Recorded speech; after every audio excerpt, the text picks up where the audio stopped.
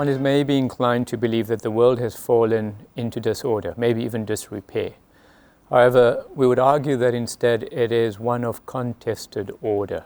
The old rules, institutions, and multilateralism that prevailed for decades certainly is being eroded, and it is being replaced by power and increasingly leverage with regard to harnessing economic tools for national interest.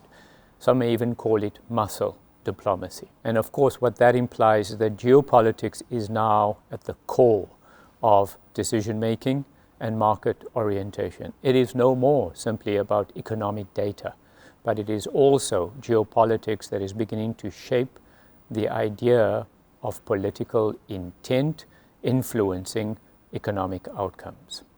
That said, 2025 turned out better than many anticipated in terms of global economic growth. In fact, the year ended more lively than many had anticipated, even prior to the onset of Liberation Day. The driving forces were numerous. They included falling inflation and commensurately interest rates, which combined created an easier global financial orientation. There was some impetus from government spending as well, but just generally, the improvement in confidence alongside escalating values in stock markets helped to keep the global economy fairly steady. This augurs favorably for Africa, including Sub-Saharan Africa. For a length of time now, this quiet engine of growth on the continent has been international trade.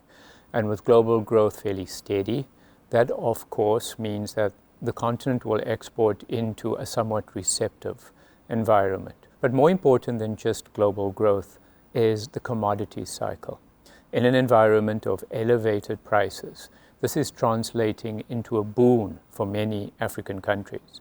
Of course, it boosts exports, but it also encourages local currencies to strengthen, which then tempers inflation, and then invites easier monetary policy, or put differently, lower interest rates. Many African countries are enjoying this virtuous cycle, which was a feature of the latter half of 2025, and we think will be a resonating theme in 2026. African growth this year will exceed 4%, and pretty much the same in 2027. It's been a length of time that the continent has enjoyed the steady level of elevated growth, and that is to be cheered.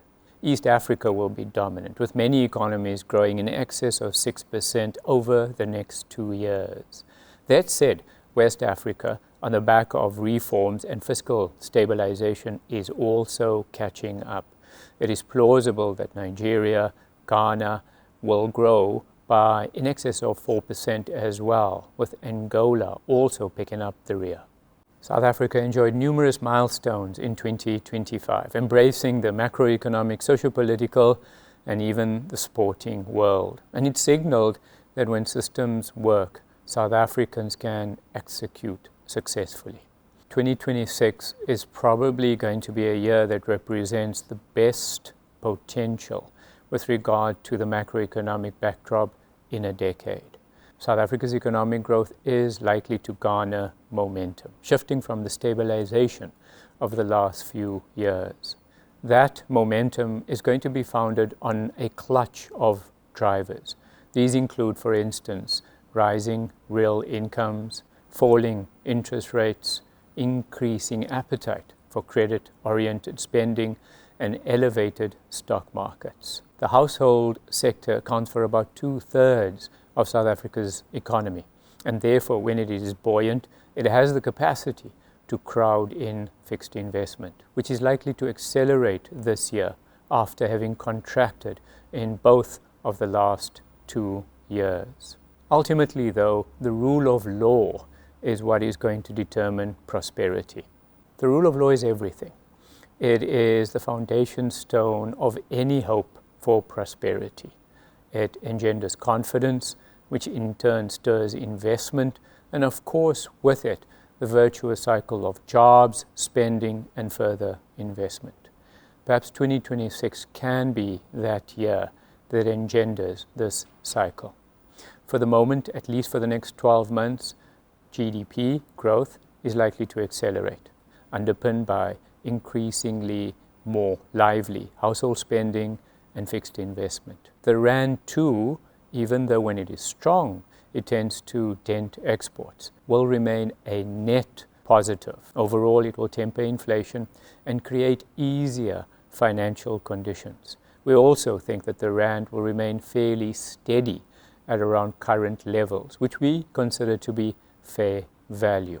Finally then, South Africa's biggest challenge is credibility.